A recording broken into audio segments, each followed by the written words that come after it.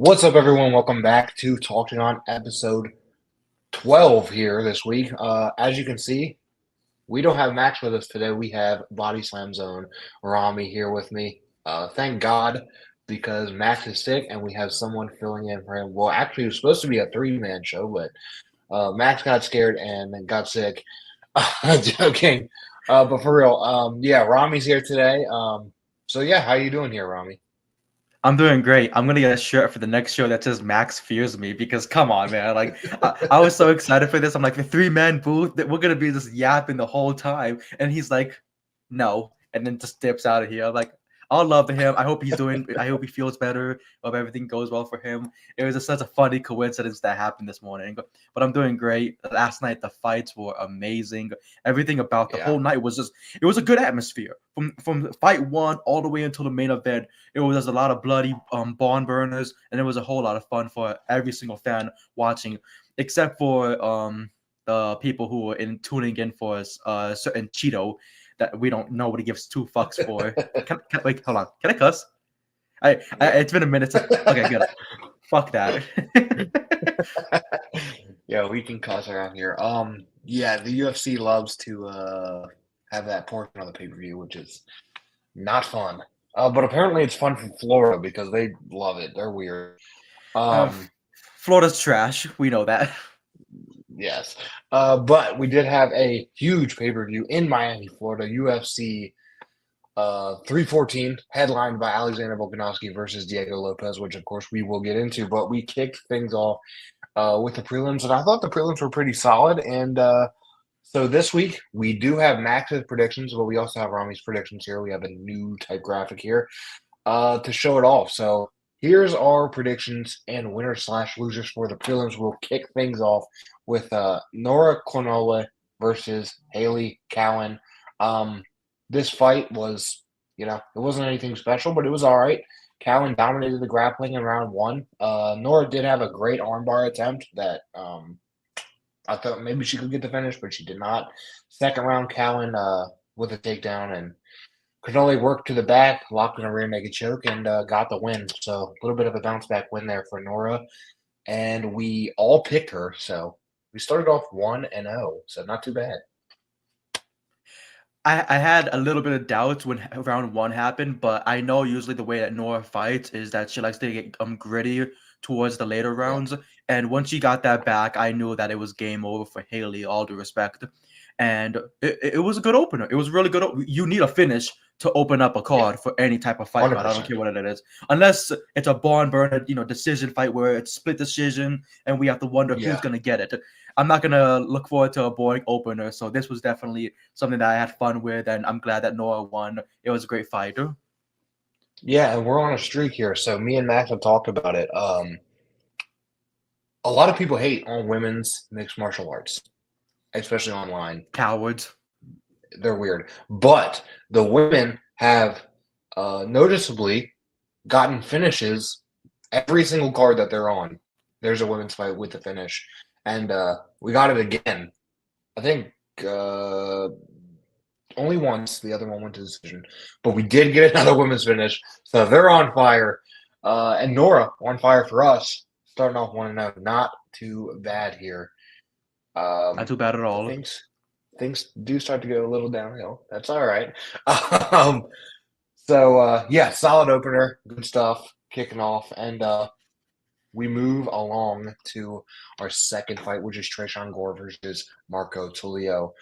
Um, as you can see, I'm the only one who went Gore, so apparently you guys knew something I didn't. But what an opening round! Wow, this fight was a good one while it lasted. Both guys just exchanging big shots. Gore's nose was busted. We had both wobbled, but they both survived. Round two, another great one. Gore took a head kick and got dropped, but got back up. Ended up getting dropped again, and then ultimately finished on the ground. These two were going back and forth. Gore is tough. He has one hell of a chin on him. Just did not know when to quit. Like I said, both busted up a bit. Gore's nose was really busted up. Fun stuff in our second fight and another finish. Another finish. And I'm sure you were thinking in the first round when everything was going crazy, like, oh, Gore's gonna land like a probably a secret shot, knockout, Yeah. Tulio, everything. And the whole time I'm begging to the gods, don't let that happen. Don't let that happen. Don't let me get screwed over. And then Marco just came in with a big ball and then bam, took him out. It was a good fight. It was really good. Yeah. I was like, wow. Florida's actually getting a really good fight card. And I'm not saying they haven't gotten good fight cards before because they've gotten some pretty good ones. But just to start off the first two fights with finishes, it's what everybody wants to see. Marco Tulio, Tresean Gore, two guys that everyone's gonna have fun seeing anytime they're out there, especially against each other. And it was another win for me, another win for Max as well. Before things start taking a downhill turn later on. It's like riding on a freeway, your final destination. Everything's going perfectly fine, and then that one song on the radio comes. You want to change it, like I don't really want to listen to this, and then you flip your car over. It's just like, come on, man.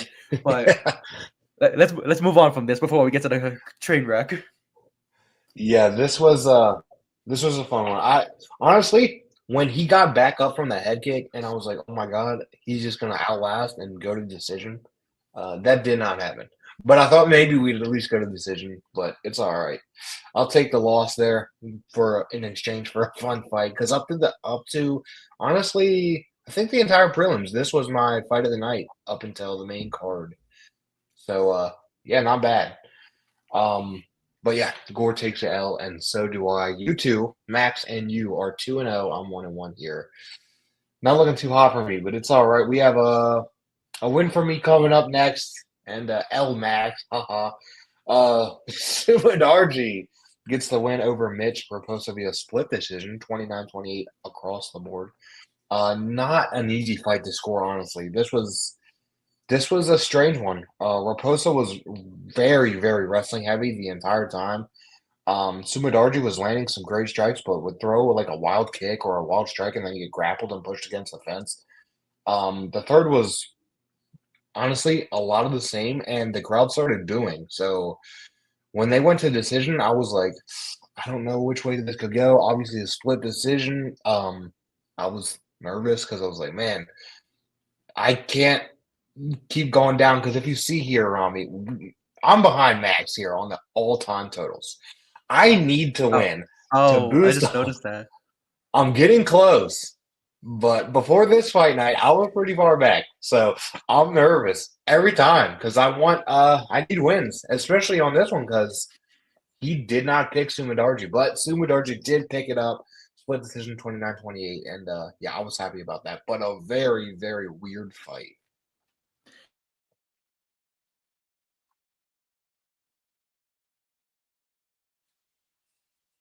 you know, with his grappling, he's been getting better with his conditioning and whatnot, and heading into every single fight with a new game plan. It seemed like there was a new game plan here, but Mitch, just like other opponents for Sumo, was going to once again pressure him against the cage, try to get the clinch going, the grappling exchanges, and try to pull him down. And then I understand how the fans can react because like when it comes to the last round and it's so tight, like 1-1 apiece, one fighter is going to be like, I'm going to take the easy route because, why wouldn't I? I'm going to go for the grappling and I'm going to try to, edge it out on the points. And then there's going to be the other fighter, like later on in the night, like, what I'm going to mention later on, but they're going to be like, no, let's put our hands up, let's throw down, let's throw some blows. That wasn't the case. Sumo wanted the win. He got the win, and I'm happy for him. Plus, I'm also happy for myself because, I got the win on my Yeah. end and everything. Yes. But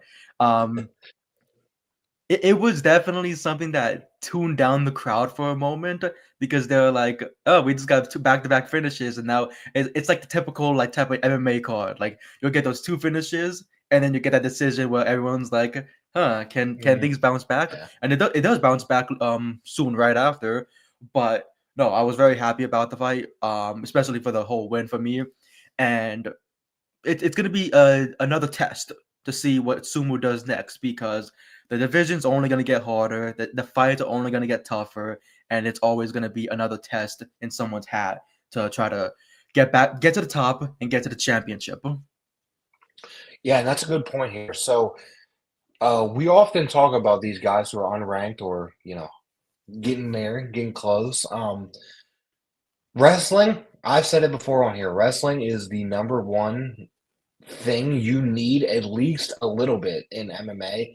And like you said, if Sumo Darji's gonna get tougher tasks, they're gonna see this and they're gonna immediately take him down. He needs to work on his wrestling defense, or else the higher up guys are just gonna wrestle fuck him and beat him. So hopefully he can work on his wrestling defense because though he didn't do terrible, obviously he won, but there's guys who are way better wrestlers than Mitch, and they're just gonna take him down and dominate him if that's the opening that they see. So hopefully for him, he can work on that wrestling defense because he's gonna need it for some of these higher up guys. You can definitely tell that a lot of matchmakers are going to be getting those calls saying, "I want to fight him next," just so they can out Yeah, wrestle him, and that's going to be the whole point, just to wrestle fuck him. yeah. But hey, he won here. I'll take it. Got another win. You got another win. Max takes his first Hmm. L. As of now, you're on fire. 3-0. You're looking good. We're a little scared. Our guest is about to beat us. Oh no. Uh, you were on a roll, but it went downhill right here for you. Finally.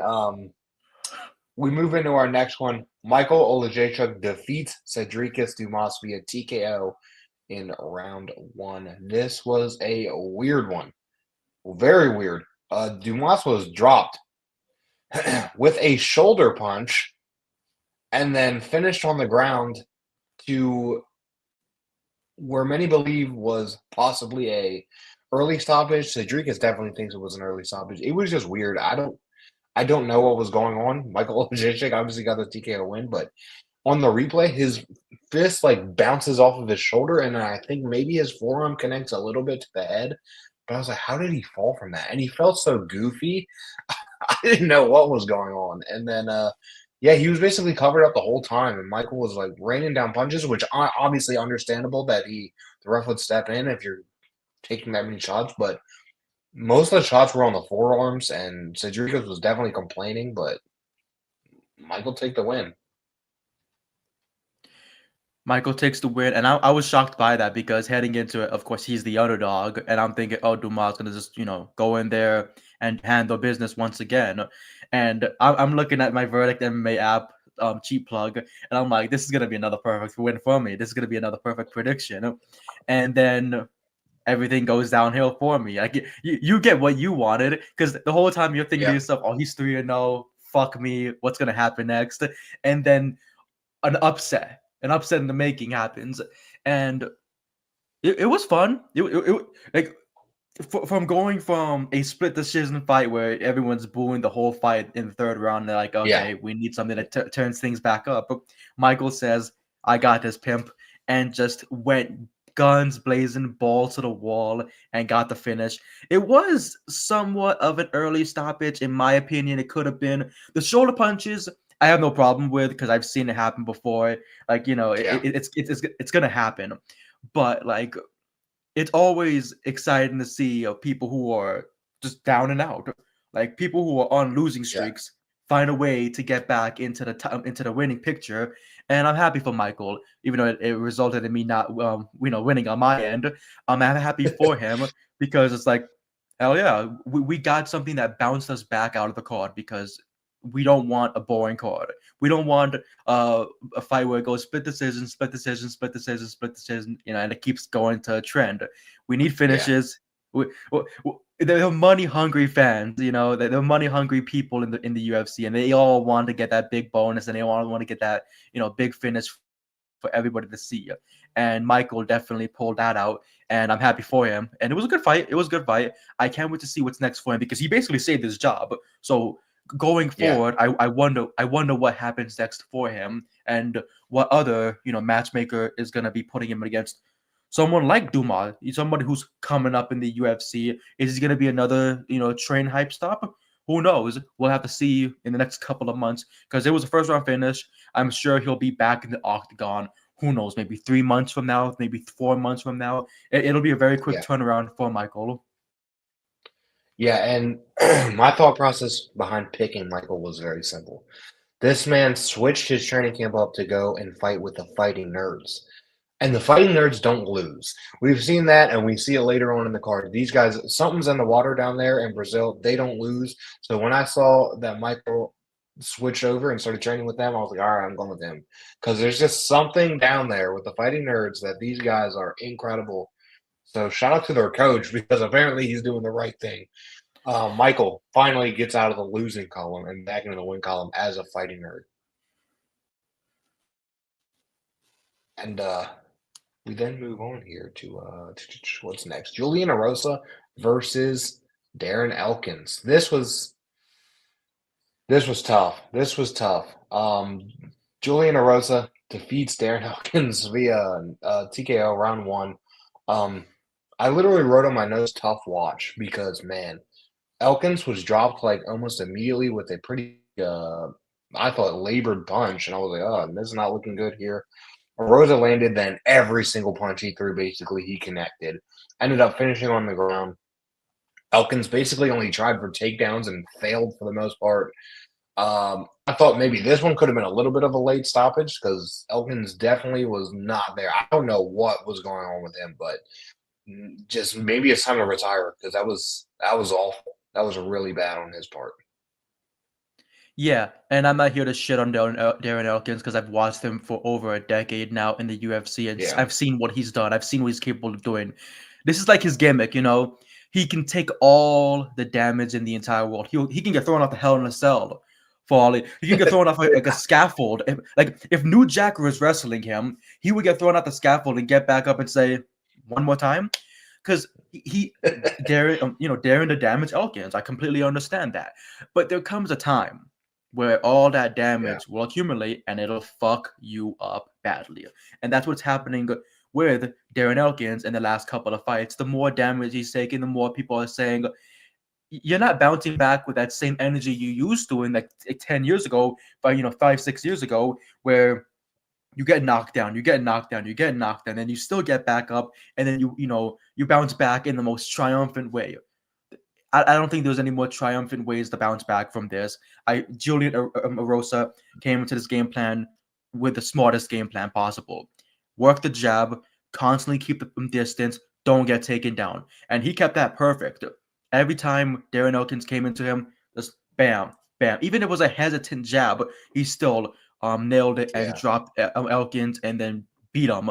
I had him winning by knockout on the app, and he won by knockout because I was just like, I don't think Darren Elkins can go the full distance like he has in other fights where people would, I'm not going to say feel bad for him, but it felt like, let's just go to distance. I'm not going to put your lights out and, make you look like a fool out into the entire world.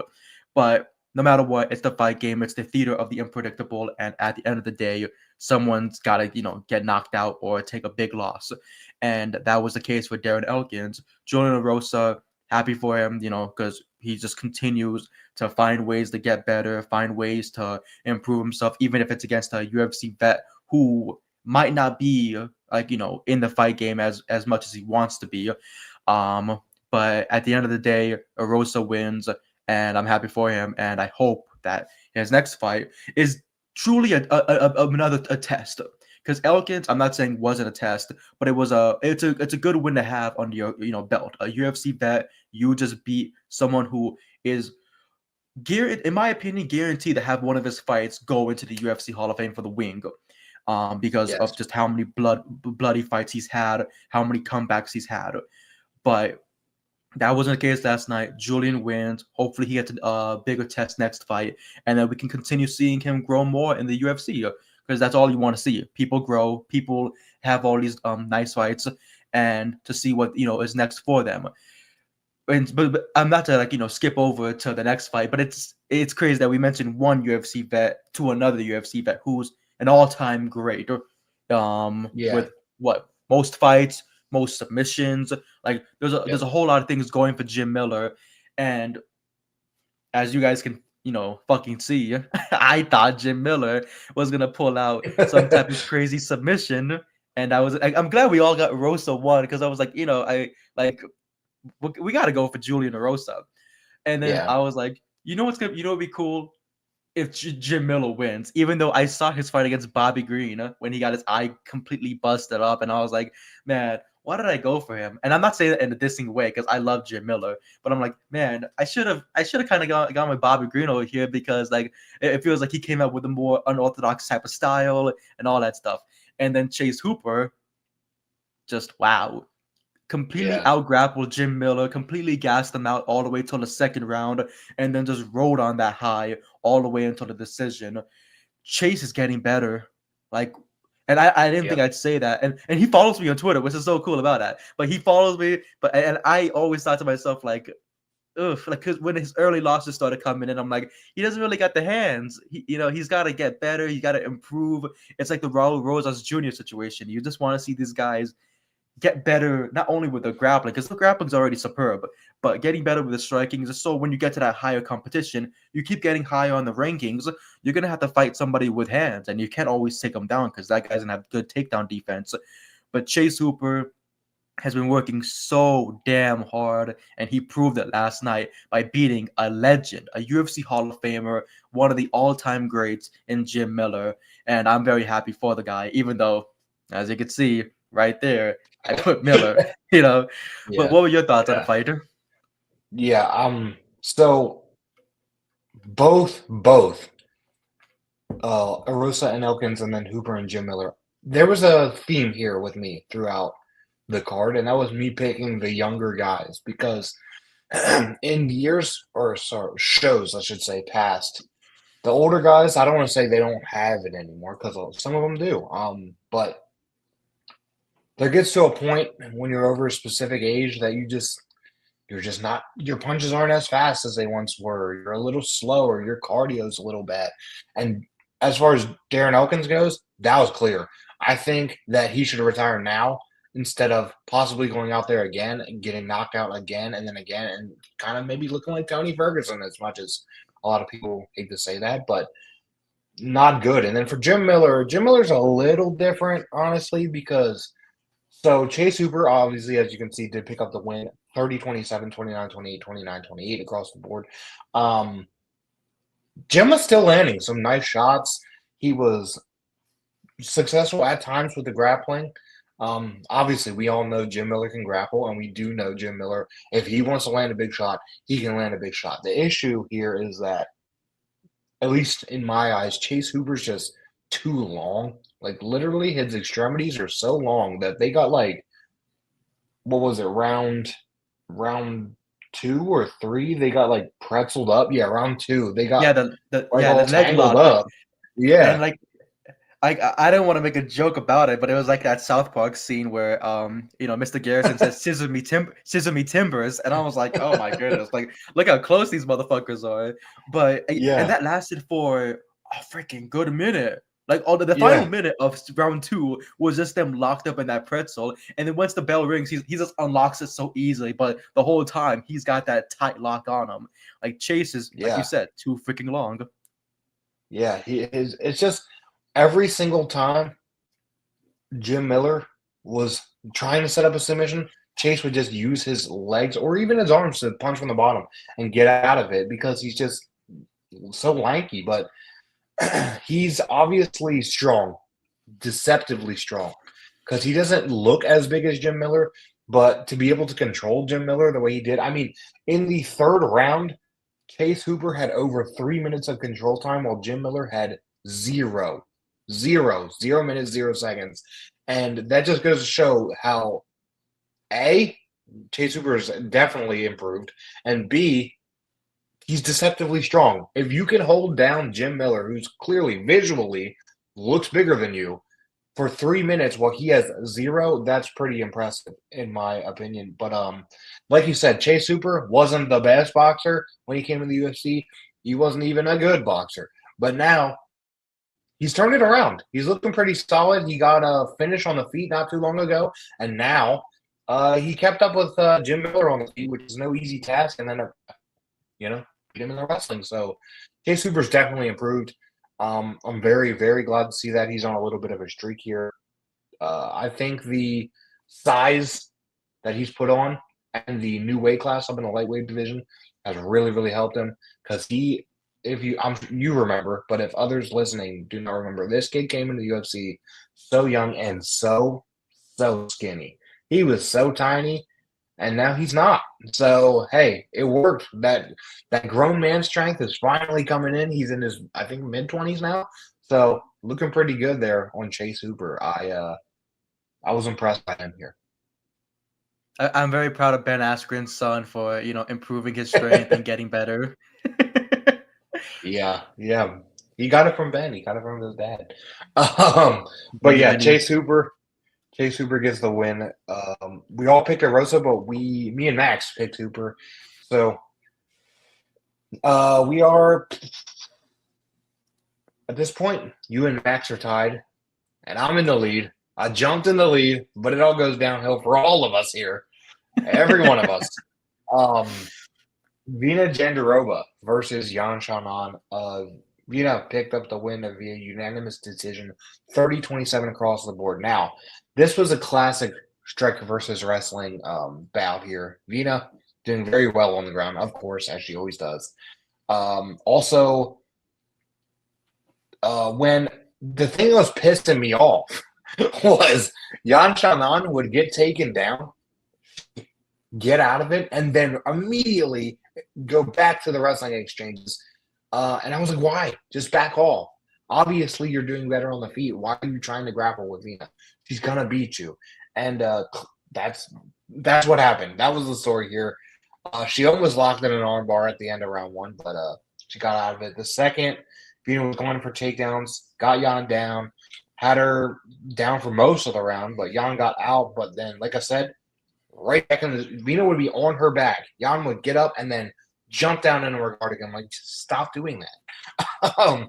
And then yeah, round three, it was much of the same. A lot of wrestling for Vina, and she got the win. This fight was a lot of times, obviously, I've said it before, I'm not a fighter, but when you're a fan watching on television, you can see what people should be doing. And I know it's way harder when you're in there to think on the fly what I need to do, how to win this fight.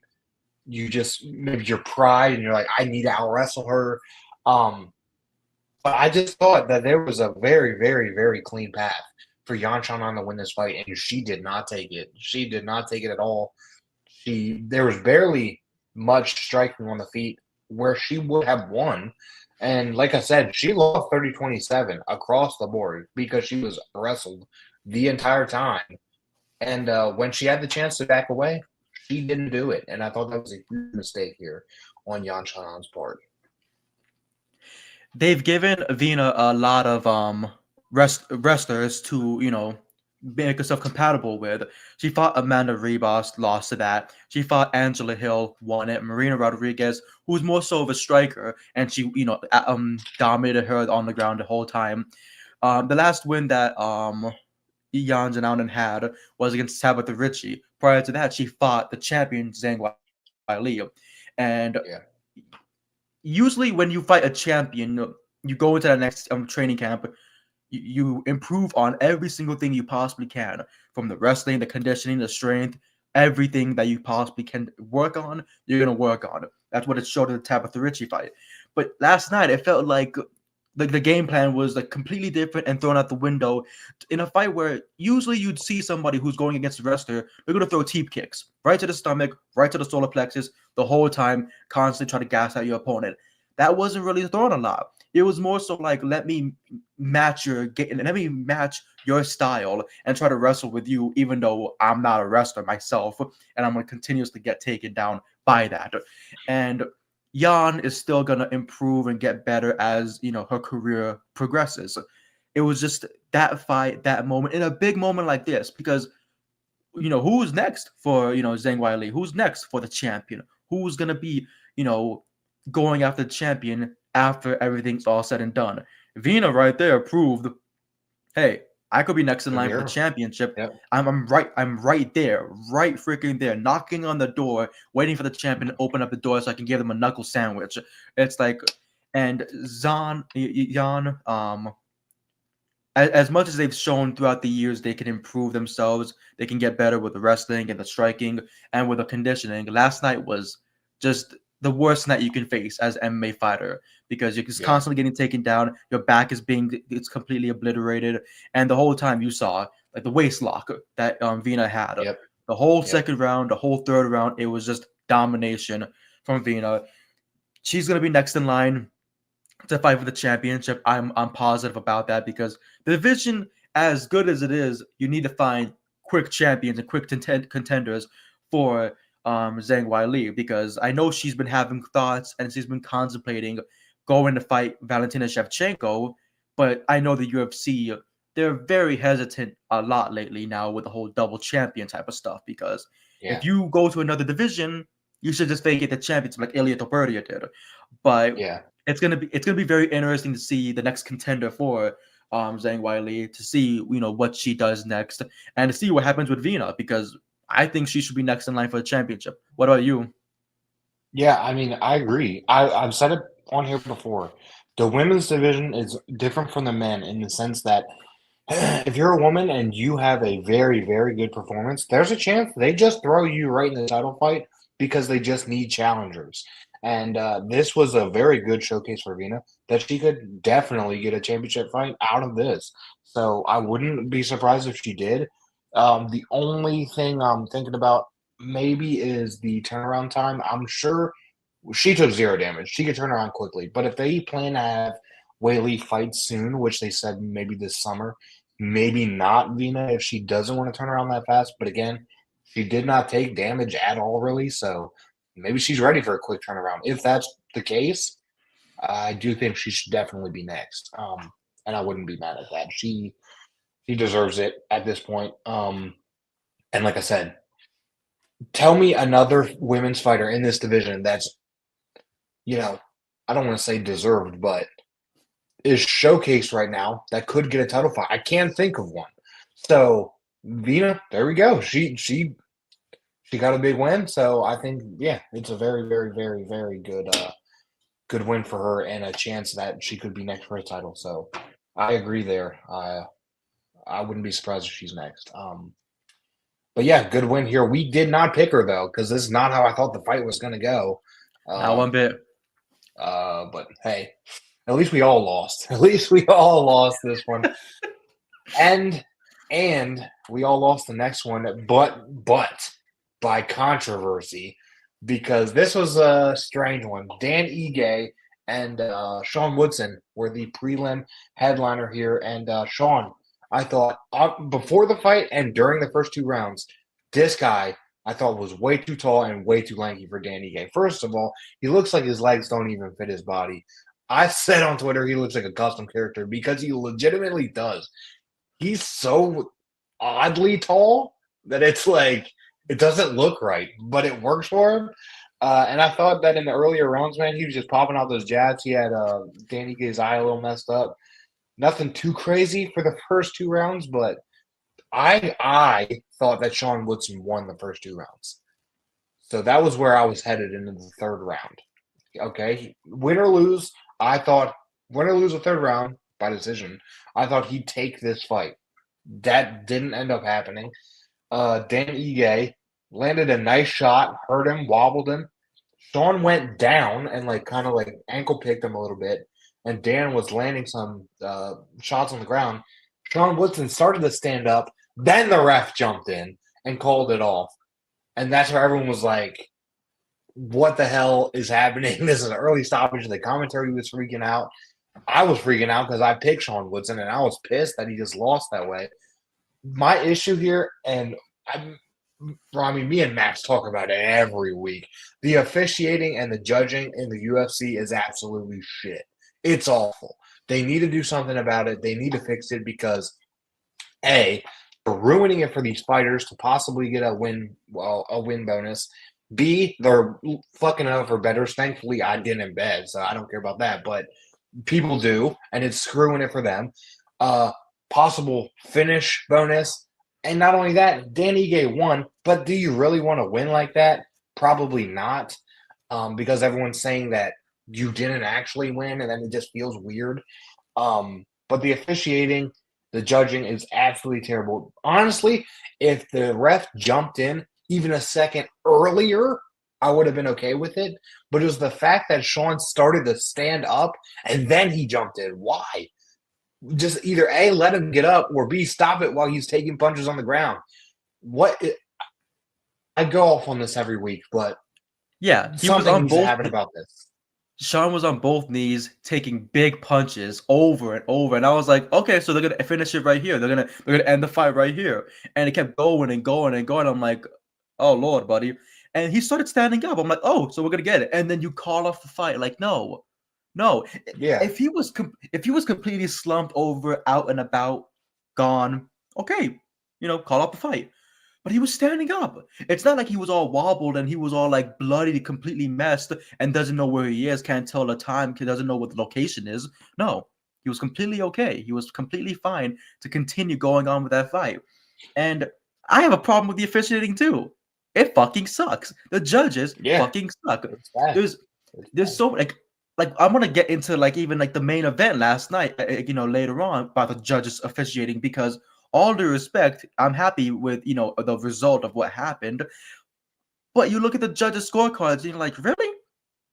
You Yeah. you And said that? Like, were you not watching the same that was fight that I was watching? that was the thing here. When the fight ended, they posted scorecards on Twitter. They had it Dan Ige 2-0 heading into the third round. And I was like, what? How? Yeah, and I, You're I saying was like, Sean didn't win any round? like Sean wasn't putting in any damage because I saw him putting in a lot of damage. Like I felt like it was going both their way and everything. Sean taking up that little bit of edge and whatnot. But like I said, even with like verdict, I love him to death. But like even they put like he was up 2-0, and I was like, really? Are you sure about that? Because like I'm glad that we have an app like this where we can judge the fights and say what we want to say and predict how we want it. But you think to Yeah. yourself, you're like, I'm not a judge. I'm not licensed to be a judge. I don't think I'm ever gonna be a judge for a fight, even though I would love that. But like, come on, man. Like I know Yeah. my prediction, my scoring was way more reasonable than whatever the fuck they were doing. But Dan Ige walks away with a win. He gets that body shot, wobbles Sean Woodson in the lanky body. It might bite you in the ass here and there, and it bit him in the ass last night when he completely dropped. Everyone thought the fight was over. He stands up, and then the early stoppage. I would love to see these two run it back in the future, not anytime soon, but maybe a year or two from now, if they're both in the UFC and they both want the fight again, run it back because there needs to be a clear, definitive winner, a clear, definitive knockout, or a clear, definitive decision where someone knows, hey, he won the fight. Finally, we got this settled with. But good on Dan Ige, not good on us for our predictions, because my goodness, look at me. Yeah. Like 3-0, like hell yeah, brother. 3-1, 4-1, and then just losing. I was like, wow. I was like, does God hate me? I'm not a believer, but does God hate me? Like, what the hell's going on here? Hey, it started off on the opposite end for me. I was a little back and forth here, and then maybe a little good. Nope, not good. But it's okay because I ended the prelims 5-3. I was ahead with you guys at 4-4. I was happy, but don't worry. In classic me fashion, it goes downhill. Oh man, I can't wait to actually see the main card right now. I'm actually very. We're about to because we kicked off into the main card and had man, what an opener, and we'll get into it right here once I pull this up. Oh man, I'll This was mention a few. wild. I'll mention a Here few we things about go. the opener that I was happy about, and then one thing I was pissed off about. But So as you can see, Rami and Max both went with Dominic Reyes, and I did not. And Dominic Reyes and Nikita Krylov kicked off our pay-per-view portion of the event, and Dominic Reyes is back, gets a knockout in round one. It was insane. Dominic Reyes looked really good here right away. I even wrote it on my notes. Right away, I could tell he was better. Right away, I could tell he was going to win. His footwork was better. He seemed way more calm and composed. It looked to me like Nikita was rushing a little bit, and that's exactly what ended up happening. He rushed in, got nailed with a perfect rocket right to the face, bomb of the left hand, dropped Nikita, and ended him off basically a walk-off knockout. Dominic Reyes gets the win. He's back. Yeah, I picked Nikita Krylov because of Dominic Reyes in the past. He's been I know he's on a little bit of a roll right now, but he's been, I don't want to say washed, but there was a point in time where I thought maybe this guy's going to just retire here and call Oh, his I thought the career. same thing. I thought the But same thing because after he lost to John Jones, I thought even though he didn't lose to John Jones, but the whole John Jones loss turned everything bad for him. He gets knocked out by Jan Blachowicz. He gets knocked out by Yuri Prohaska. He gets knocked out by every yeah, single person that touches his chin. They put him to sleep. And then I was thinking to myself, like, wow, this fucking sucks for him because I love seeing the guy fight. He has such a good energy, he has such a good personality, and then when he comes into that fight, he always goes guns blazing to the wall. Plus, he's from the same place I'm from, Victorville. So I was like, hell yeah, brother. okay. Like, like let's go, motherfucker. Whenever I hear that, like, oh, Victorville, California, I'm like, yeah, hell yeah, brother. Um, but I was nervous about last night with this fight specific. This was the fight that I was nervous about the most. That even though you see Pitbull, I was like, I'm not worried about that. Not worried about Silva. Not worried about Patty. Not worried about Volk.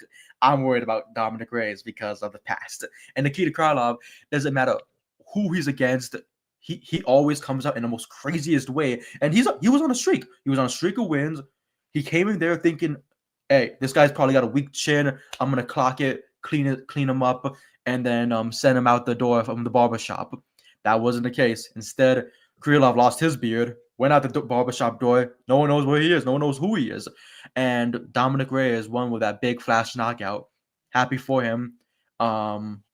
Shocker, of course, but happy Yeah, for him. And the fact that, he's getting himself back into the rankings picture, the top 10 picture, where people will be like, hey, who knows? Maybe in the future he can go for the title again. If he keeps this up, we could see him back in the title picture. And hell, I'm not gonna freaking doubt it. I would love to see him either go against Magomed or against Pereira, whichever fight. I know they're both very dangerous, high level fights, but you got to be high level to be in the top 5. And I would love to see that fight happen. I'm happy for Dominic Reyes.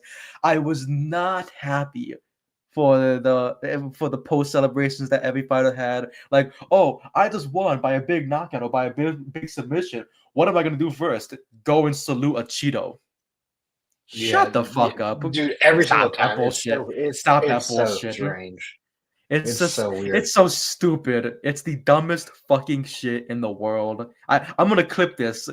Thankfully, I'm gonna clip this all and post it somewhere. But it's the dumbest fucking shit in the world. Like, they're like, oh, very patriotic, and he's just doing the dumbest shit in the world. And then they're like, I did this for you. I fought for you. No, you didn't. You didn't go into 8 weeks of training camp and thinking, yeah, I'm doing this for the Cheeto. Yeah. Like, no, brother, you did not do that at all. You didn't fucking think about that one bit. So I'm happy for Dominic Reyes, but we got to start a petition to stop fighters from doing this. Just put a force field. You can't see the guy. Just focus on your Yeah, fight. Focus on your coach. Hug your coach. Hug your coach before you go and salute a dumbass. Come on now. But next fight, it's a fight that everybody was waiting for. Like, even I was hyped kind of oh from yeah, the like. I'm not a fan of Bryce Mitchell anymore. Like, I used to be a fan of him when he was an Ultimate Fighter because I remember the whole story of him like drilling his nutsack off, and I was like, that's a crazy motherfucker right there. And then he became a fucking neo-Nazi, flat earther, homophobe. Like, there's so many just different things this guy everything. became, and you're just like, what? And then Yeah, that's like yeah, it gets put on the whole like abuse type of stuff too. We're not gonna get into that, but it's just a bunch of crazy stuff that Bryce Mitchell has done. And yeah. but I will say, I got somebody posted a clip on Instagram, and I got sort of hyped from his end because he was like, there's always like these animals coming to like kill my dogs and do all this type of stuff or whatever like that. He's like, they all have one thing in common. They all squeal before they die, and I was like, not gonna lie. Like Yeah, I was thinking of back at the barnyard, and the other guy who's like, that's a cow farm, the cow's outside. Like, I was thinking of him, I was like, oh, like it sounds like something he would say, pull out the 12 gauge, blast a bunch of coyotes, take them out. That this wasn't the case yet. this was That was my most anticipated fight of the night because of the buildup. I mean, Bryce is dumb, 100%. He's a dumbass, but it helped play into this narrative of the fight because then everyone wanted to see him get knocked out. And not only that, I've said this before, and I said this because I wrote a feature on John Silva. People can say whatever they want love a about feature. Bryce. Me too. Me too. I think Bryce is an idiot, 100%. But he's a great wrestler. He's great on the ground. He's a great grappler. That is what it is. He's talented on the ground. So being able to see Jean Silva come up and fight someone who was that highly touted on the ground, which he has not had to fight before, I was very interested to see how this one goes. And as you can see, Jean Silva defeated Bryce Mitchell via submission ninja choke in round 2. This was wild. Dude, Bryce was tearing up his legs in the first round, but it seemed like Sean Silva didn't care. This something I said it earlier No with pain, no Olajay. pain.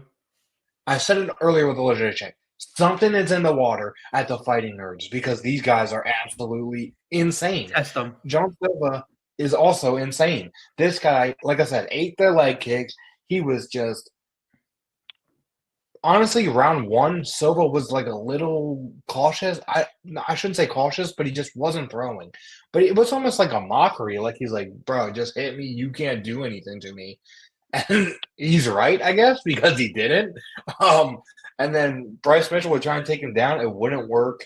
And round 2, then Silva started to turn it on a little bit. He was punching him and wasn't even looking. He was telling him to take him down, like, please take me down. Bryce Mitchell did get hit with a big shot, and I thought, he's going to get knocked out. But he did not. He ended up pushing him against the cage. But when he did, Silva jumped on the neck, ended up getting in the ninja choke, rolling on the ground, and not only tapping Bryce out, choking Bryce out. He put him to sleep with his eyes wide open, which was always scary. But that's 2 fights in a row where Bryce Mitchell has been out like that. Sadly for him, the first one he had a seizure, so that was worse, I guess. But this one, man, John Silva looked like an absolute killer in there. He looked unstoppable, and if anyone was doubting him, which none of us were because we all picked him, but I know a lot of people picked Bryce Mitchell, and there's like this thing going around where all the top 4 fighting nerds are all undefeated. And there's a thing like, which fighting nerd's going to lose their O first? And a lot of people were saying, it's going to be John Silva against Bryce Mitchell. And I did not agree with that sentiment. I thought John Silva was going to – honestly, I thought he was going to knock him out. I did not see a submission. I will admit that.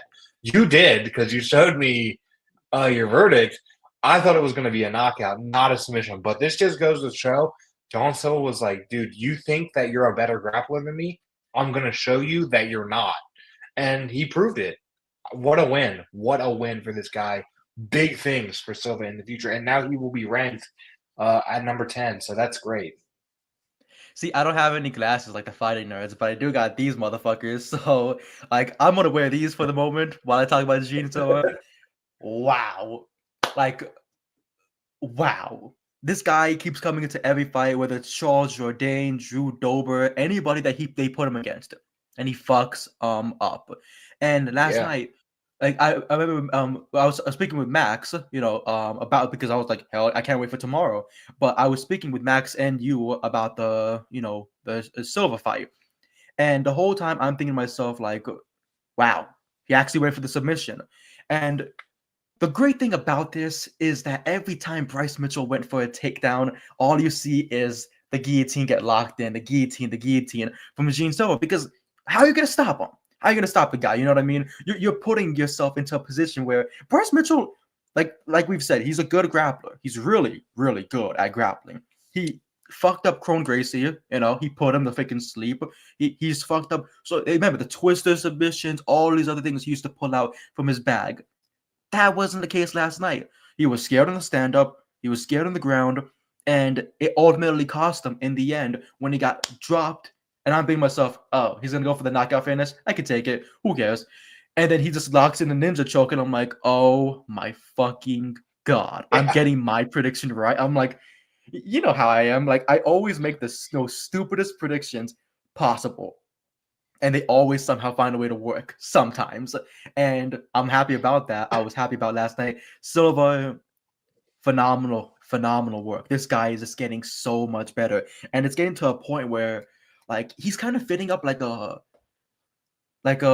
run, like decent Figueiredo.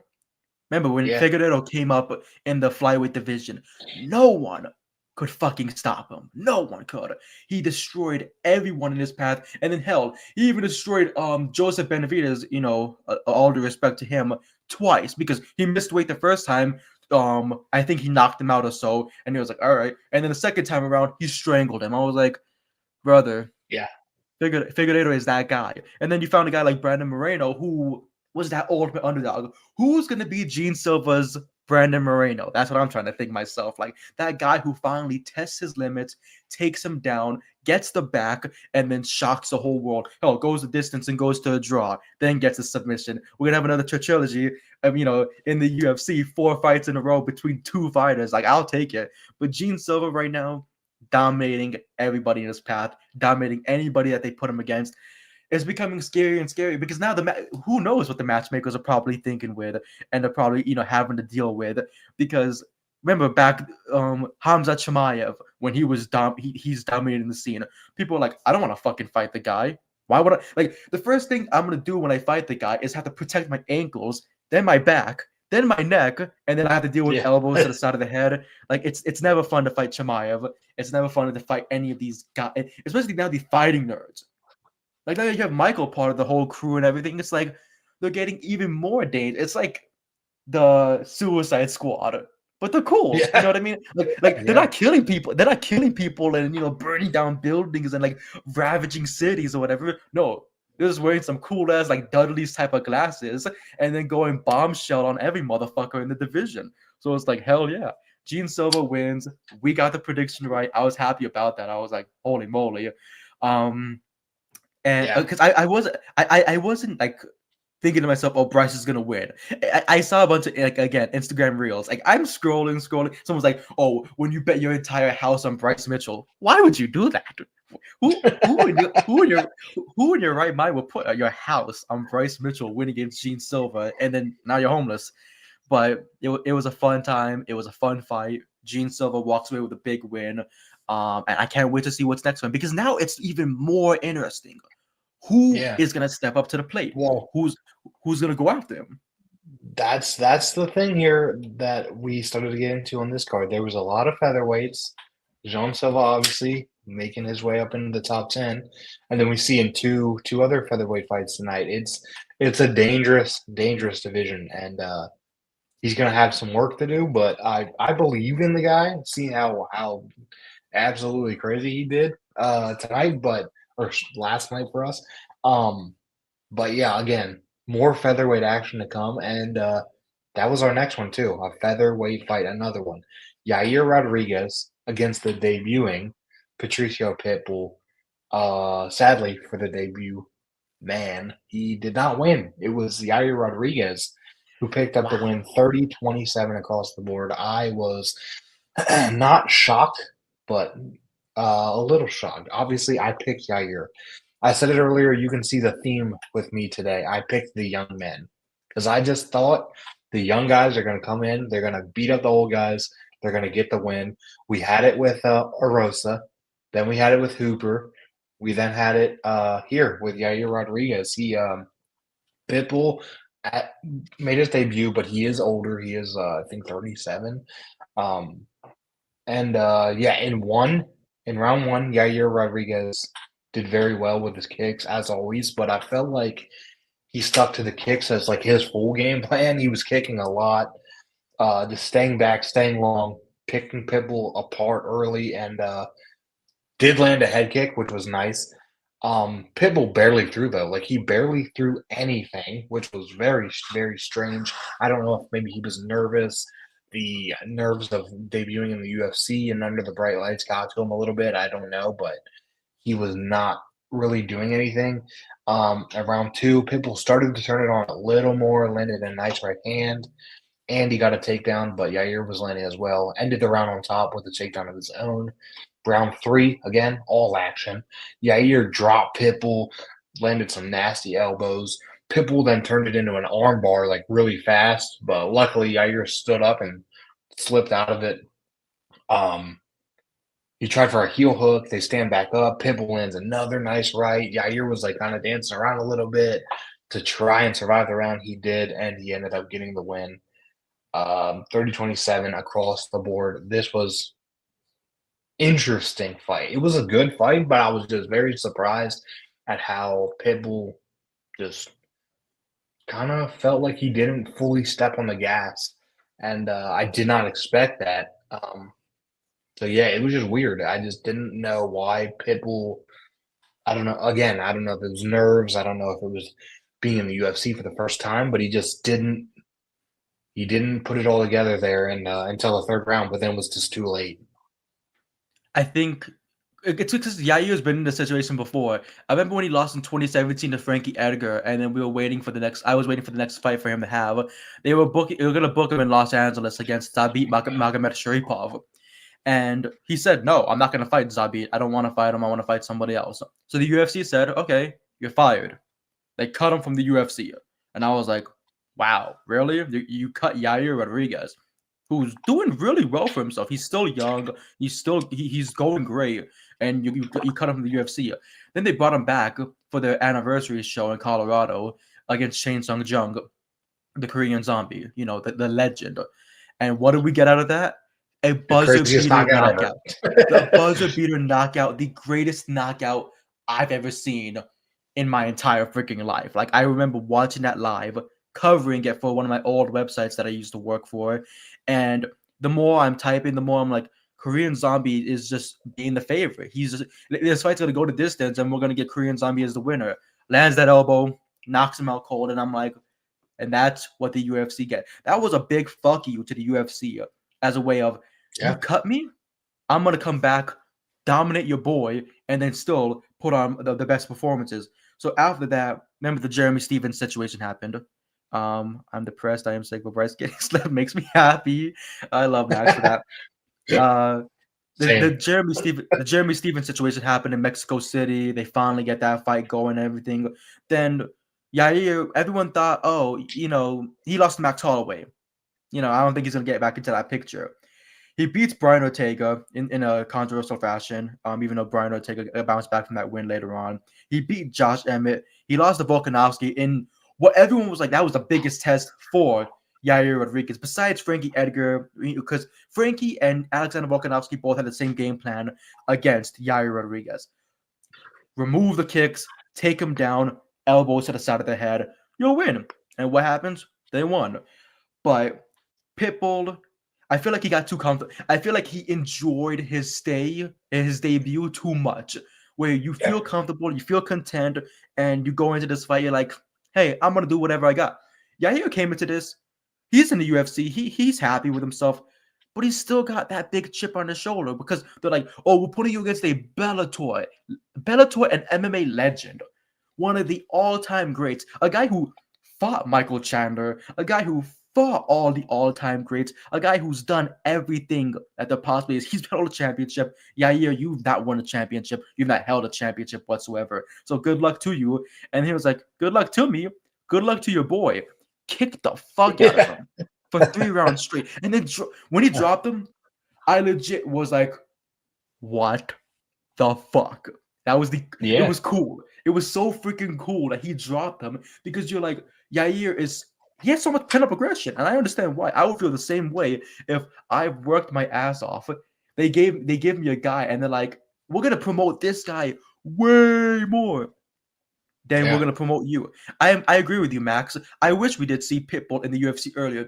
We could have seen him in the UFC in 2017, 2018 if the UFC would have gotten the balls and said, hey, come on, because the division was popping up at the time, and there was so many fights that they could have had, especially featherweight. Patricio Pitbull, could you imagine Patricio Pitbull in 2017, 2018 going against Max Holloway or going against Yeah. Volkanovski? On Volk, That yeah, would that have would have been amazing. been great because it's both prime fighters. Patricio, I'm not trying to say he's not in his prime. We still have another fight for him to see because he's going to be fighting in the UFC once again this upcoming year. I have no doubt about that, unless, God forbid, an injury happens to him. But Yair came into this with a big chip on his shoulder and it proved everybody fucking wrong. And I'm very happy for him. I voted for Pitbull because I was like, is Yair going to, do the upset? And you guys were correct about that. He pulled off Yeah. the upset. He pulled off the big knockdown. And I was just the whole time thinking to myself, like, wow, I don't think I should. I don't think I should go against Yair Rodriguez for his next fight. You know what I mean? Like you have to go back into that circle position. Like if I'm gonna doubt the guy again, I might as well actually have him go against an opponent where he's gonna actually have a chance of losing against. I'm not saying Patricio had a chance of not winning, but it's a situation where you watch the end of the fight and you're like, huh, what's next for both guys?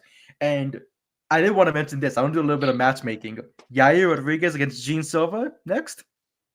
I would love to Yeah, see I that. mean, there's a couple different matchups you could have here because uh Silva obviously against Yair would be great. Yair did call for a title shot after, but if he does not get it, him and Diego Lopez got into it at the press conference. There's bad blood there, like really bad blood There there, is. from There is.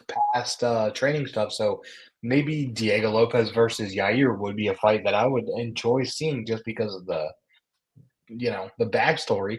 Um, The heat. and we'll get into it a little more later in the main event, but there's a lot of options right now for Yair, and he is not in a bad place because he basically has his pick of the litter right now, depending on what UFC goes for. So shout out to Yair. He gets the win here. So far, uh, Max is dominating. He is undefeated on the main card. Um, but don't Not for worry, long. not for long. But we did head into our co-main event, which was insane as well. We all picked Patty. Patty the I'm the Batty baddie. Pimblett. He defeats Michael Chandler via TKO in round 3.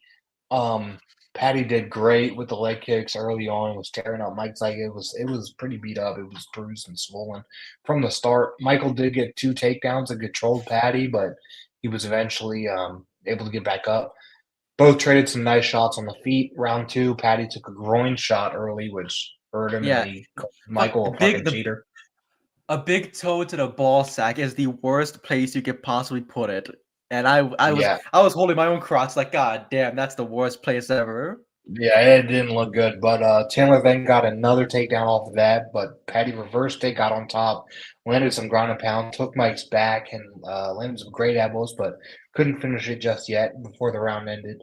Then, in the beginning of round 3, like right away, Patty loaded up a huge knee, cut Michael Chandler's cheek so wide open. It was split bad, bleeding bad.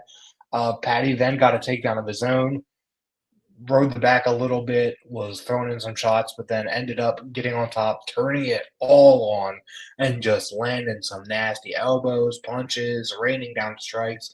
And the ref had to step in, finished it, and Patty Pimblett defeated Michael Chandler. And I'll say this. I picked Patty, obviously you can see. I didn't think he Yep. would do it like that. I did not think he would absolutely dominate Michael Chandler the way he did. Honestly, in the first round when Michael Chandler took Patty down and he was controlling him a little bit, I thought, man, I think Mike's going to do this the whole time and maybe squeak out a decision win. I was a little nervous.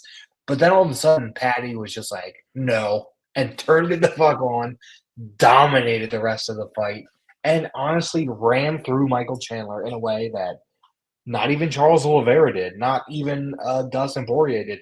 Patty is the real deal, and I know, he does the dance, he has the music, he is goofy, he has the goofy haircut, and everyone denies him, and everyone thinks, oh yeah, you'll win this one, but you'll lose your next one, and da da da da. But he's the real deal, and he proved it. He is the real deal, and I'm not going to get ahead of myself and say he's going to beat Islam because that's a very, very hard task. But I do think he might give Islam a little bit of a tough test. So if he's next for the title, or he at the end of this fight he called out Justin Gaethje, Dustin Poirier, Max Holloway, and he called out Armin Sarukian, which those two don't like each other. So whoever's next, watch out because Patty Pimblett proved that he is a problem. He's not just some meme and some joke. He's the real deal here, and dominant and very impressive performance from Patty Pimblett. I'm gonna get into all of this, of what you just mentioned. I wanted to first get off with Patty.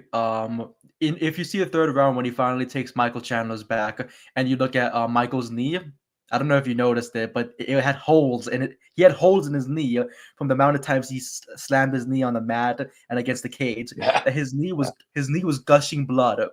Like the holes were just gushing blood, and I was like, "What is this, Halloween Havoc? Come on now, brother!" Like I was like, "This is just." And I'm not complaining about that. I love blood, but I was like, "Oh my god, that's just gross." And once the knee happened, and then he gets dropped to the ground in the third round, I'm thinking to myself immediately, "Wow, Patty."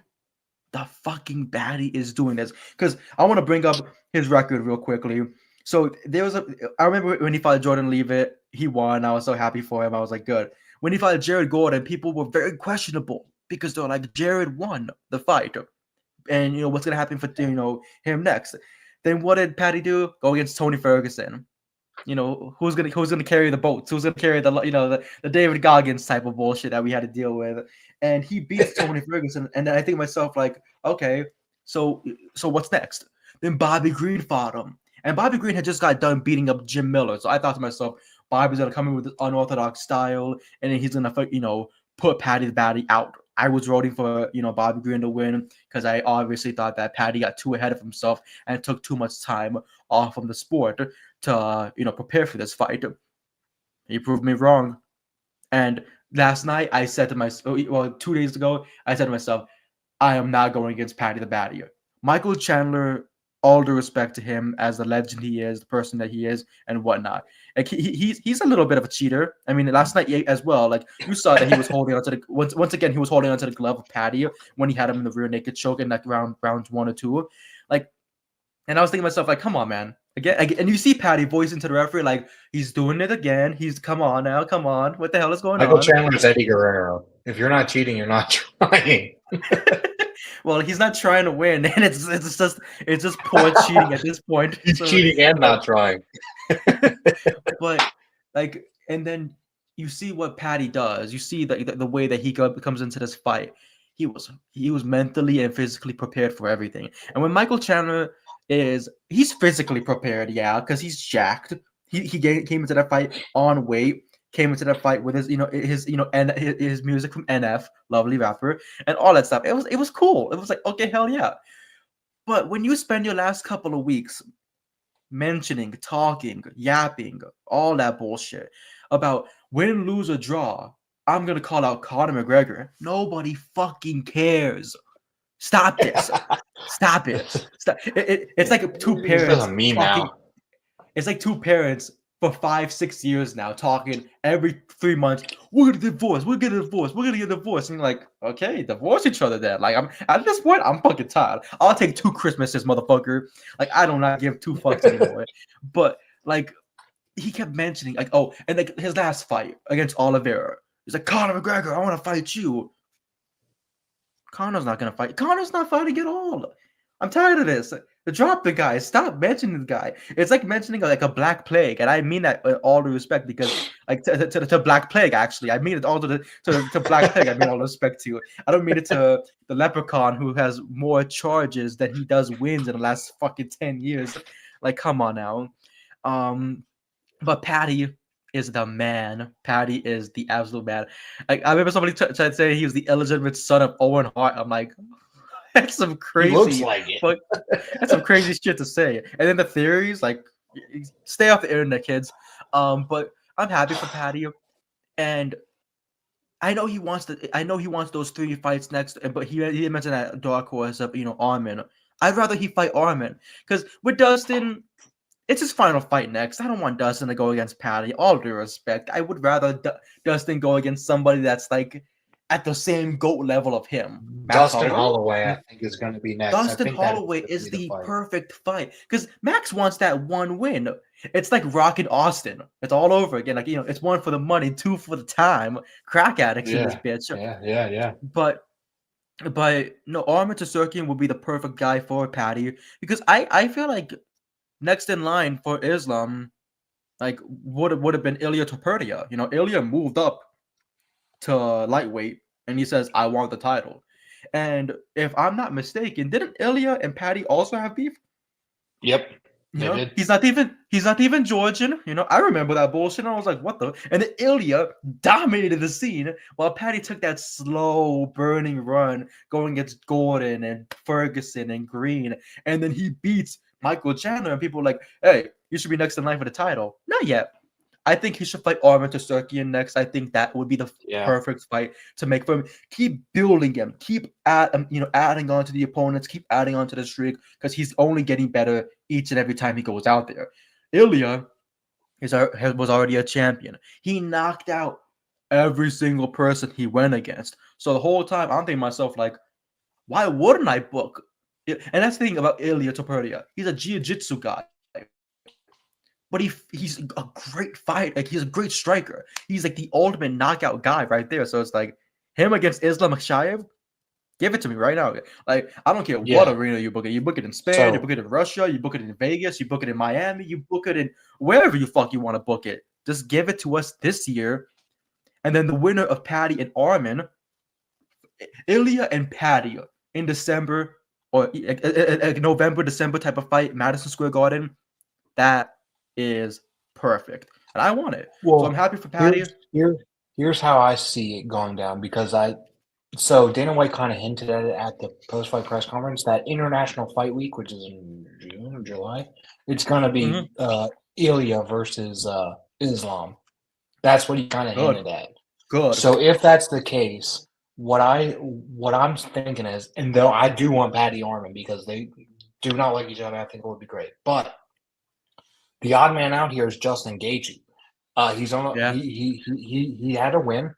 Obviously, we saw what happened with Max Holloway, but he bounced back, got a win. I think we do. Islam Topuria, Arman Justin Gaethje, Paddy Charles Oliveira. Because a lot of people think that Charles Oliveira beat Arman, even though the records don't show that. So I want to see the grappling and wrestling between Oliveira and Paddy. I want to see if Paddy can out-grapple Charles Oliveira. But with those three fights, regardless of how they happen, there is another odd man out, and that is the loser here, Michael Chandler. This is the big question of the week that I wanted to ask. A, what's next for Michael Chandler? And B, is it retirement? Because this guy is now 2-4 in the UFC. He's only getting older. I think the title shot is honestly out of grasp at this point. Far away from him. So I know people don't like him. I know people have their ifs, ands, or buts about him, and me too. But at this point, I think it's retirement or the McGregor fight. If Conor McGregor comes back, he has to fight Michael Chandler. They have to finish the tough season. They have to. Otherwise, if he's not coming back, Chandler shouldn't come back. I actually think that. Sadly, he's a fun fighter. He's great to watch. But who wants to just keep seeing this guy lose? Not me. So either sit out and wait for Conor or call it a career because I don't know what else you do with this guy at this point. And they're both Con and Con. There's other pros in this because you wait for Conor, you get older, and then you lose more of your strength as the year. But then so does Conor, though. To be fair. Yeah, I mean, look at it. Conor has not fought the same way that he's fought since Eddie Alvarez, and it's like, all right, man, good for you. I'm not gonna count no Donald Cerrone win whatsoever. He got choked by Khabib. He got beat up he got destroyed by Dustin Poirier. Any other person he fights next, I think it was Michael Bisping who said this. There's not a single fighter on the roster who can't beat Conor McGregor. Come on now. I can name everybody in the featherweight division, lightweight division, welterweight division. They could all beat Conor McGregor because all I got to do is take 5 kicks to the knee, and then that's it. His fucking ankle explodes all over the place like bad pus. And it's what are you gonna do next? You know what I mean? The guy keeps talking about oh, I want to do this, I want to do this, I want to do this, I want to do that. Brother, just rot in your jail cell. I don't care at this point. You constantly open your mouth and you constantly say that this business runs on me, this company runs on me. You're more focused about bare knuckle fighting than you are about the UFC and about, continuing your career fighting. You did this whole season with Michael Chandler and there was no fight. I guarantee you this, because the upcoming season of Tough is going to be so much fun. Daniel Cormier and Chael Sonnen, 2 of my all-time favorites. We could get a fight out of them before we can get a fight out of Conor and Chandler. and that's it. So, Cormier is too busy like enjoying himself every couple of bites of donuts. So I'm happy for him. I would do the same thing in retirement. Hey, Chael Sonnen can do anything he wants, but like I I agree, could but on the flip side of this is the perfect opportunity. There's not going to be a fight between Daniel Cormier and Chael Sonnen. So make the Connor and Chandler fight. Make that the season ender fight. Otherwise, fuck off. I don't want to see Conor McGregor come back. But if he does, it has to be against Chandler. Because I don't want to see him go against anyone else. He doesn't deserve anyone else. He does not deserve a title shot like he thinks he does. He doesn't. He doesn't deserve a top contender. But the Chandler fight was made. So we got to see it through. Otherwise, go away. Honestly, exactly. go away. But heading into the main event, the big main event, vacant championship. Ilya Topuria said, "I am done with this division. I'm moving on." Volkanovski says, "I'm still the great. I'm gonna come back for my gold." Diego Lopez has been phenomenal to watch. This guy, his personality, kick ass. His fighting style, amazing. Everything about the guy is so. And I just learned last night because I've watched him fight and everything, but it's so crazy that when he starts sweating, he has to do that to his throat because like of the situation that he has and whatnot. I'm just like, wow. And it was confusing because I thought he was actually choking in the middle. I was like, whoa, stop the fight, brother. But this fight, Yeah, this fight was so much fucking fun. Like I don't care what anybody says. Yeah. If you watch this fight and you have a different opinion than me, fuck you. Second of all, the judges pissed me the fuck off badly. I love how I'm just adding up all the fucks, but they pissed me off. Because how the hell are you going to do 49-46, 49-46, and unanimous decision? Here's my take. First round, Volk won. Second round, Lopez. Third round, Volk. Fourth round, Lopez. Fifth round, it went to Volk. I could honestly say that Volk, landed a little bit of a cleaner shot. But even then, like, I'm not saying they should have, but it could have even been a draw because of how close it was. Like, come on now. Lopez dropped Volkanovski, and Volkanovski got dropped by Lopez, and you're gonna tell me that didn't count? That doesn't matter? That it's still a unanimous decision? No, it's not. No, the hell it's not, because he got dropped. He took round 2, then round 3, then round 4, then it was tied up into the round 5, and then people were like, "Oh, I saw that 5-0 zip." Yeah. So Look, I'm not here to make fun of people. But who was I talking to? Stevie fucking Wonder? Like, there's no way in hell someone literally is gonna say, "Yeah, Volkanovski won 5-0 zip because of," and then they give their opinion, and it's just a bunch of dog shit. It's falling out. yeah, What were you gonna I'll say? My say this. apologies. So Volkanovski, I thought looked great. He came out the gate. He looked like prime Volk. First round, I was like, oh my god, he's back. He landed some big shots early, got a takedown, landed some ground and pound. He looked perfect in round 1. I thought Volk clearly won round 1. But then round 2, Volkanovski, he looked good. He continued to land some more big shots.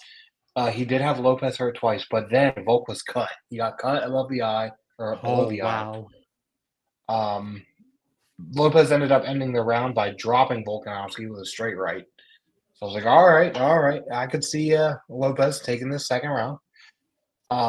Then we go into round 3, both trading shots, started to get a little brawly, like in some exchanges there, but both men were catching each other. I thought the third round was close, but I edged it towards Volkanovski, but I could have saw it either way. Round 4 started slow, but Lopez caught Volk, hurt his left eye, which was the other one that he hurt. Had Volk backing up badly, and now we know in the corner, Volk said he actually couldn't see, he lost his vision. So that was a Lopez round for me. So in my brain, we were going either two. In my head, we were 2-2 going into the main event or into the final round.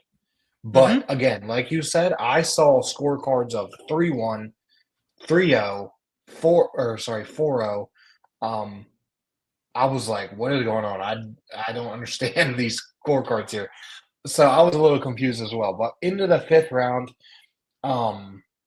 slow start. Volk did poke Lopez in the eye with his thumb. He did, but the ref did not call it. And Lopez did complain, and he said it was a punch. It wasn't. We saw it on replay. It was a poke. More of that ref shenanigans. Diego then started to have some urgency about him. Both traded. Volkanovski's jab was on point. It was like stifling Diego every time he tried to move in. He jab him, and Diego would back up a little bit.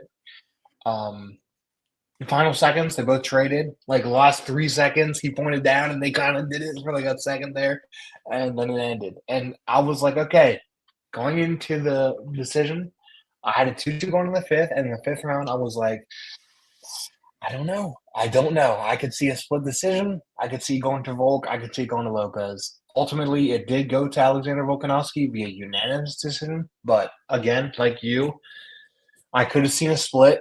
I could have seen a Diego Lopez win. I was edging a little more towards Volkanovski, but it certainly was not 5-0. It was not 4-1. I thought it was 3-2 Volkanovski in my brain. But it could I have been agree with 3-2 you. Lopez. Could have been 3-2 Lopez easily. That last round was so scary for both guys, both tense for both guys. Because if Volk would have gotten dropped, new champion Lopez. If Volk drops him, new champion, Volkanovski. But they both were just so close with each other, so tense the entire situation. And I was nervous in round 4 when Lopez did rock Volkanovski. I was like, no way, we're about to get a new champion, and it's gonna be a new When he era we're dropped about to him, get. I was like, oh my God, Volk's on. He dropped him. It's over. But he bounced back. I was so scared. Even though I picked Lopez, I like both these guys. So I was like, oh my God, Volk, no. That's why when you're like, oh, I'm making predictions, I'm like, I could do predictions for every single fight, but this one, it's kind of hard to do. Like, you know what I mean? This was my hardest one, yeah. And but Um, I just what a think good. that Volkan, It was a perfect ending too. You know what I mean? Like yeah, a yeah. night full of violence. We got Reyes knockout, Silva chokeout, Yair domination, Patty domination, and then Volkanovski getting back to gold and getting back to the top of the mountain. What a great main card! I'm gonna probably watch this back next week and be like, wow, that was fucking fun. Let's do it again. Yeah. Like First that of was all, home. It's so good. Volkanovski wasn't losing because Rhea Ripley was there cheering for him. So there was no way he could lose with Rhea Ripley in Yeah, the crowd rooting for him. if Rhea Ripley was rooting for me, I'd win every single day of the week. I don't care. No, but yeah, I thought that Volkanovski pulled it out for one specific reason that I really noticed. Diego Lopez would land some big shots, right? We saw him wobble Volkanovski. We saw him drop Volkanovski. We saw him hurt both of his eyes. But especially in the fifth round, every time Volkanovski would even land a jab, I thought Diego Lopez's reaction to getting hit was really big, which in the judge's eyes could see that as A, he's hurt, or B, just like Volkanovski's doing really well. I don't know what it is with Diego Lopez, but he got jabbed and he'd like back up and like almost fly back. And I'm like, that's just not a good look. It's not a good look because the judges are going to think you're hurt. So I think that might be a reason why he edged it out, especially in the fifth round, because those reactions. I know, obviously, if I get punched in the face, it's going to fucking hurt. Obviously, especially from Volkanovski. But if you're in there trying to win a title, you can't give the judges any reason to think that you're going to lose. And a reaction like that, especially if they're scoring damage first, it's just not a good look. So maybe Diego has to work on his reactions. I don't know, but if you're getting punched in the face and your big reaction is, "Oh, we're fly back against the cage," terrible look. Just terrible look on the judge's eyes. So that could be a reason why he lost. First time title fight with the result being that I feel like no matter what, Lopez learned a lot and he's gonna benefit from 100%. so much Yeah. from this. And here's my opinion. I know I voted for Volk in this situation, but next fight, like if they run it back, I'd probably have to go Lopez. And I say that with all due respect to Alexander Volkanovski, but Lopez proved right then and there I can drop the great Volkanovski. I can go the distance and I can show that I have so much heart. And Lopez is a killer. Like there's so many people that he's gone against where they're like, oh, I figured out his game plan. I'm gonna destroy him. I'm gonna knock him out, and they don't do that. And he lost last night, but he didn't get finished, and that is a huge, huge way of showing that you passed the test. Despite losing the fight, you passed the test, and that's what's going to be the most important thing for him going forward when he gets back into that title picture. Because with Volkanovski, that's what's so special about this was the journey. working out every single day, like you said, months, years, all this time, just to get back to that championship picture. He lost the title, gets back to the gets back to the title picture, wins it back, and now he's like, it's a new chapter, it's a new journey, it's new or opponents to see what happens. But Lopez is still there. Lopez is always going to be looming in the back of his head, and no matter what he does next, I know that Diego will be a champion in the next 3 years. 2, 3 years from now, Yeah. I feel like he'll be champion. Who knows? Maybe a year from now, he bounces back. He gets himself back into the fight. Later on this year, racks up 2 more wins, maybe 3 more wins as the year progresses. I don't think he's gonna fight 3 more times this year. That'd be crazy. No, no. That'd be so freaking crazy. Well, Unless he gets a hey, trick. you never know because at the post-fight press conference, you know that meme of like Goofy, like, and it's like drawn, and it's like, I don't fucking do it again. Uh, Volkanovski actually said that in real life. They asked him why he stepped in so quickly against Islam and then ran it back so quickly against Ilya Zaboria, and maybe that's a reason why he lost back to back. And he literally said, "I'd fucking do it again." He's a Yeah, psycho, and the reason why is because Yair Rodriguez said on his post-fight press conference that he wants to fight Volkanovski for the title in Guadalajara, which is in September. Mexico. And yeah, in September. And Volkanovski said yes. He said he would absolutely turn around in September, but he wants to turn around sooner. He said he wants to fight June or July. And I'm like, dude, fucking chill out, International bro. Fight Week. Wow. Yeah. If we get multiple title fights to International Fight Week, like 3, 4 title fights, I'm cool with that. You know what I mean? Like that's always the fun thing But about but who? International But Fight who? Week. That's my question. Who? Who's next for Volk? Because if Yair wants to wait until September, who do we put against Volk? Maybe Mosvar Evloev? Maybe uh, I don't know. John Silva? I don't know if he deserves it right now. He's only number 10, but you Nah, never yeah, know. yeah. I would wait that Gene Silva situation. I would wait it out. I would still wait it out. Yeah. Me But too, me I too, think, but in my opinion, I know that Yair wants to fight in September. I know he wants to go home and be able to like be with Mexico, yeah. with his people. Yeah, but like Take that I would title I would fight. take I would take advantage of that opportunity because Yeah. like I'm not International fight downplaying week's Volk. huge too if it's there. Exactly. Because that big Hall of Fame week, that whole big event going into that pay-per-view, everyone's gonna be there. And if you could take advantage of the turnaround of Volkanovski, because he dealt with so much damage. Yair dealt with nothing. Yair walked out of there clean, basically. Yeah. Like he 100%. dropped Pitbull, he cleaned his clock, he did everything good. But if we can get Volkanovski against Yair the rematch, and we can get Yair of what he did last night, those 3 rounds of constant kicking and dominating everything, who knows? We might see a new champion. And if we see a new champion with Yair Rodriguez, I'm going to say it right now. Lopez gets back into that title picture. Lopez and Yair would be 100%. a lot of fucking Lopez fun. Yair in Mexico in September would be crazy. That right there, I would take that more than anything. I think But we might have a good prediction. We have to put this in the time capsule and then wait till September and then uncover it. there is an issue though. There's fear that Alexander Volkanovski may have broken his hand. So if that's the case, I don't know if he turned around for International Fight Week.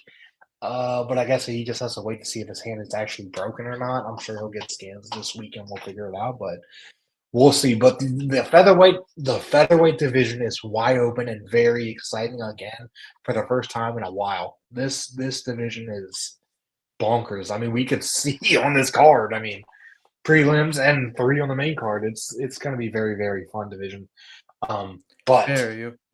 great pay-per-view card, very fun night. We do not have a show next week, but we do have a fight night on April 26th, live from Kansas City, headlined by Ian Gary versus Carlos Prates, and I'm super excited about that one. But next week, uh, no MMA, but we do have WrestleMania, so I'm excited about that. WrestleMania is next Saturday and Sunday, so it's a big one. And Max isn't here, but we usually do one thing: quick prediction, Rami, for the main events of both nights. First, Roman, Seth, Punk, who wins?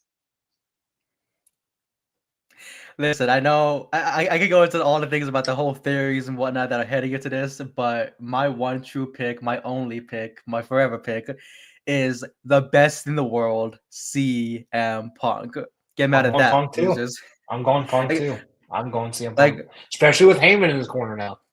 I know. Like, yeah, let's go. Like, that's the thing. I was gonna wear what do you call it, a Punk shirt today, but I decided to go with Lakers because it's the final game of the season.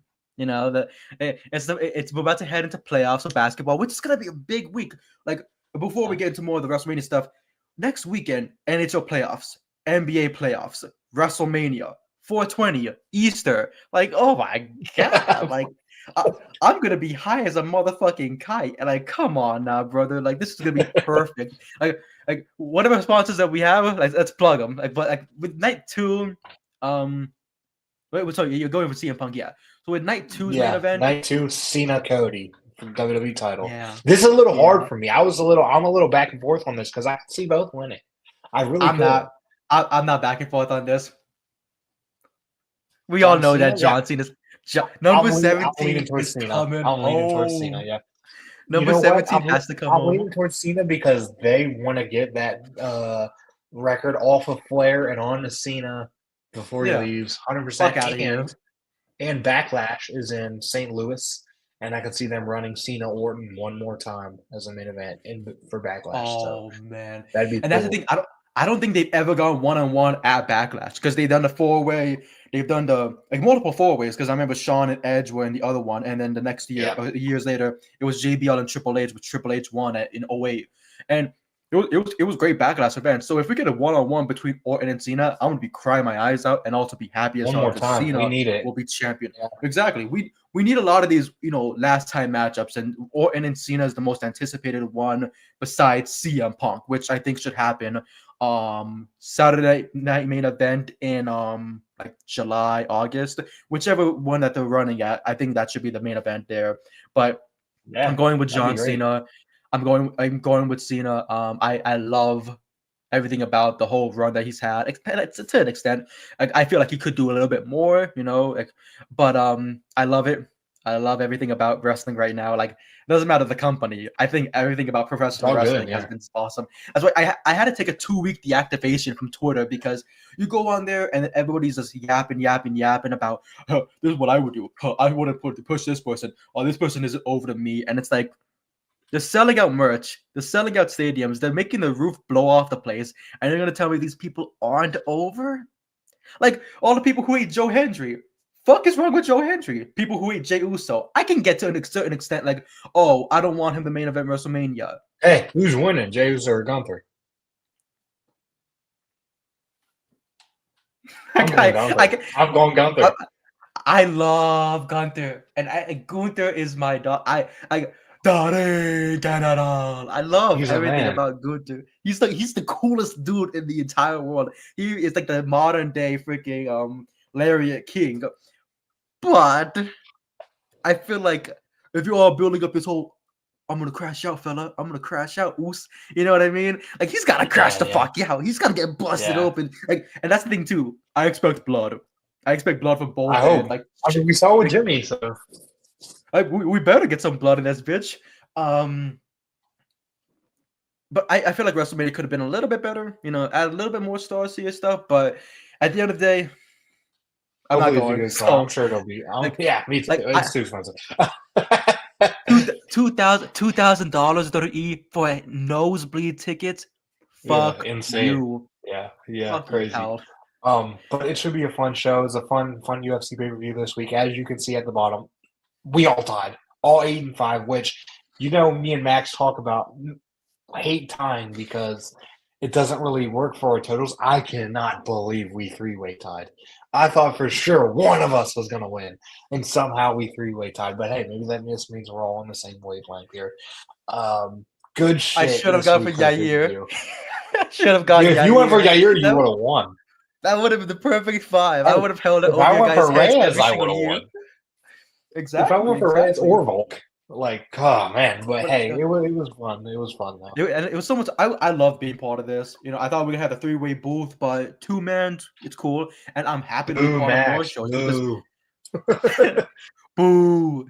But I'm happy to be part of more shows. I'm happy to be part of more episodes because it's fun to talk about fights, especially when it's the day after and then you have to reflect over everything. Like, especially with this card, the judges stupid, the officiating stupid, but the fights were hella fun, and I cannot Yeah, wait for the very next fun. one. Ian Machado, Gary, Carlos Prates. We're gonna have a good fight there. Then the next pay-per-view that's coming to us, we're gonna get. Remember the name Bilal Yeah, Muhammad, Free Bilal, Palestine, JDM. motherfuckers. Exactly. And we're gonna JDM is get going to be tough, though. He's He's gonna going to be be a tough. tough fight. He's gonna It's be going to be tough. fun. But hey, Palestine always fights for the right to fucking lay down the smackdown, and I cannot wait for Bilal Muhammad to do the exact same thing once again. Leon And Edwards, then, who cares? and JDM, then we who have cares? UFC 316 in What? Sean O'Malley versus Marab, and there's a 95% chance I'll be there. So that'll be fun. Ooh. It'll be my first ever UFC event live, so I'm excited about that. But yeah, we have a hell of a crazy lineup coming up, fight nights and pay-per-views. I'm excited. We can't wait. But hey, make sure I'll move this out of the way to follow me right here at Brady Fight Talk. This is not Max. This is not Combat Combos, but you can follow Max if you want. Rami, tell them wherever they can follow you at. You can follow me on Instagram, Twitter, Blue Sky, and anywhere with a username of who else but Rami? That's me. People hate me. I love myself more than anything. But that's always the best thing about life. Don't follow me. Don't add me on Facebook. That's weird. I remember I had two people do that once. I was like, they go, "Oh, I saw you on Twitter." I'm like, "Okay, don't add me on Facebook. I got family here, dog. I'm not trying to say anything I say on Twitter there." But no, like you could follow me who else but Rami anywhere. Thank you so much, Max. You're the best, babe. And I cannot wait for the next one. Follow Combat Combos. Max is Yeah. absolutely amazing. Like follow Brady Fight Talk. Follow these two. They work their Follow Max and asses tell him off. he ducked. Follow Max, tell him Yeah, he ducked yeah. Rami. Tell him he's a duck. I'm gonna tweet right now, like at Combat Combos with the duck emoji.